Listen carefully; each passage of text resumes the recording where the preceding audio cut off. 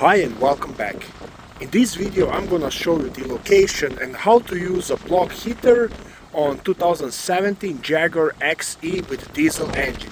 This is gonna apply to most of Jaguar vehicles made from 2015 and up.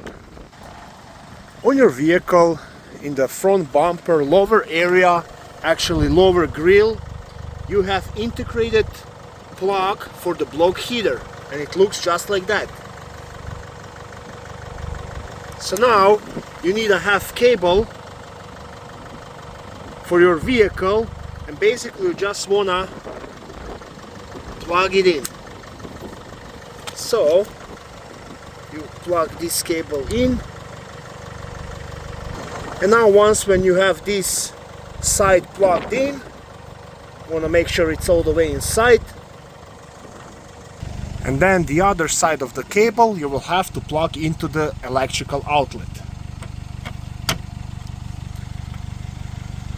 And that's it. And now you have peace of mind that your vehicle will start in the cold morning. Thanks for watching. I hope this video was helpful to you. If it was, please like it and consider subscribing to my channel. Thank you, bye.